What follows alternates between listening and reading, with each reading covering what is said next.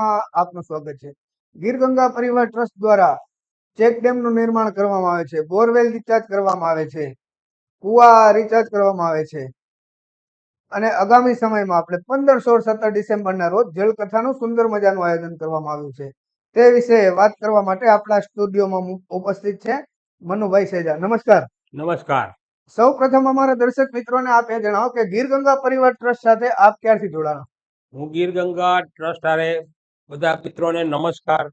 હું ગીર ગંગા ટ્રસ્ટ સાથે છેલ્લા 4-5 મહિનાથી આ રેગ્યુલર ટચઅપમાં છું, રેગ્યુલર અહીંયા આવું જાઉં છું। નાના મોટા જે કઈ કાર્ય મને દિલીપભાઈ સખિયા તરફથી સોંપવામાં આવે છે તે પૂર્ણ કરું છું ને હજી નવી ટીમ માટે અમારે પુષ્કળ લોકોની જરૂરિયાત છે, તો આપ લોકો પણ મારી જેમ જોડાવ એવી પહેલા સૌથી પહેલા મારી આપ બધાને નમ્ર વિનંતી।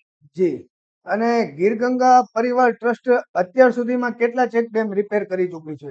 અત્યાર સુધીમાં અમે જે લોકો જોતા આવીએ છીએ ને જે અમારી પાસે ફિગરો છે 8,000 પ્લસ, લગભગ 8,460 જેવા ચેક ડેમ રિપેર કર્યા, ઊંડા કર્યા, નવા કર્યા, બોર રિચાર્જ કર્યા, ખેત તલાવડી બનાવી, આવા અનેક કાર્ય જે પાણીનો સંગ્રહ થાય અને પાણીના સ્તર ઊંચા આવે એના માટે પુષ્કળ જેટલી થતી હતી એ બધી મહેનત કરીએ છીએ, આગળ પણ કરતા રહેશું, કારણ કે આપણી એક મોટી જરૂરિયાતની ચીજ છે પાણી એ। જી। અને અત્યારે જે આપણે રેસકોર્સ ખાતે કાર્યાલય રાખેલું છે એમાં કઈ રીતનું અત્યારે કામ ચાલી રહ્યું છે? રેસકોર્સ ખાતે આના જલ સંચયના પ્રચાર અને પ્રસાર માટે થઈને આપણે આવતી ડિસેમ્બર મહિનાની 15, 16, 17 ના રોજ કુમાર વિશ્વાસની એક જલકથાનું આયોજન કરેલ છે। આયોજન કરવાનો મુખ્ય હેતુ લોકોને ખબર પડે કે સૌરાષ્ટ્રની શું પોઝિશન છે, સૌરાષ્ટ્રને પાણીની જરૂર કેટલી છે એવી જાણકારી મળે, જાજો પ્રસાર થાય, પ્રચાર થાય, એના અનુસંધાને આ જલકથાનું આયોજન કરેલ છે। સાથે સાથે આપ લોકોને બધાને આમાં આવવાનું આમંત્રણ પણ પાઠવું છું। જી।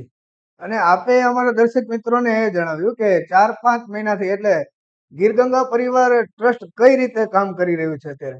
ગીર ગંગા પરિવાર તો ટોટલ 3.5-4 મહિનાથી 3.5-4 વર્ષથી કામ કરી શકે રહ્યું છે।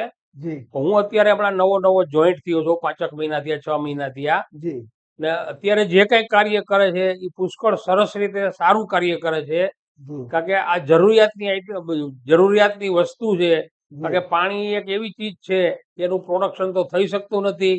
આપણે બચાવીએ, આપણે સંગ્રહ કરીએ જમીનમાં, તળમાં, તળાવમાં, બોર રિચાર્જમાં, તો એ આપણને આપણી આવનાર પેઢીને પણ એ પાણી કામ લાગશે। એટલે અત્યારે જે કઈ ગીર ગંગા કરી રહ્યું છે એ સર્વોત્તમ કામ છે એકદમ। તો દર્શક મિત્રો, અત્યારે આપણે મનુભાઈ સૈદા સાથે વાત કરીને ગીર ગંગા પરિવાર ટ્રસ્ટમાં અત્યારે કઈ રીતે કાર્ય થઈ રહ્યું છે એ એમને જણાવ્યું। ફરી પાછા કોઈક નવા વ્યક્તિ સાથે મળીશું, ત્યાં સુધી રજા આપશો। નમસ્કાર। નમસ્કાર।